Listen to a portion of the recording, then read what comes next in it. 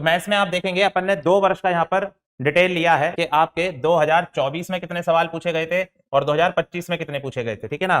तो पहला जो है रेशियो एंड प्रोपोर्शन, अनुपात समानुपात से 2024 में यहाँ 2 से 3 सवाल पूछे गए थे और लास्ट ईयर यहाँ पर 1 से 2 सवाल पूछे गए थे 2025 में। एवरेज औसत से देखेंगे अगर, तो औसत में देखें आप 1 से 2 सवाल का यहाँ वेटेज रहता है कि मतलब 1 से 2 सवाल ही पूछे जाएंगे यहाँ से आपसे। टाइम एंड वर्क आप सभी बच्चों का सबसे फेवरेट टॉपिक, समय और कार्य, इसमें कितने सवाल पूछे जाते हैं तो देखे जरा 2024 में 1 से 2 सवाल का वेटेज बनाता और यहाँ पर करीब 2 सवालों का वेटेज बनाता है यहाँ से, ठीक है ना। नंबर सिस्टम से आपका देखा जाए तो यहाँ पर 2024 में 1 से 2 सवाल पूछे गए थे और अगर 2025 में 2 से 3 सवाल यहाँ से पूछे गए हैं। इसी तरह बात करें सिंप्लीफिकेशन की, सरलीकरण की अगर बात करें तो यहाँ 3 से 4 सवाल पूछे गए हैं। 2025 में 3 से 4 सवाल पूछे गए हैं और 2024 में 1 से 2 प्रश्न आए थे। प्रॉफिट लॉस, लाभ हानि वाले टॉपिक में अगर अपन देखें तो यहाँ भी देखें अपने पास में कितने सवाल पूछे गए हैं, 2 से 3 इस वर्ष में भी और 2 से 3 पिछले वर्ष में भी। इसी तरह यहाँ पे मेंसुरेशन 2D, क्षेत्रमती 2D से कितना, पिछले वर्ष तो बेटा 1 से 2 सवाल आए थे, यहाँ इस बार 1 सवाल तक आने की संभावना बनी 2025 में। तो मेन जो अपने पास में टॉपिक है बेटा जिन पे अपन काम करेंगे, तो एक टॉपिक है आपका कौन सा, नंबर सिस्टम है,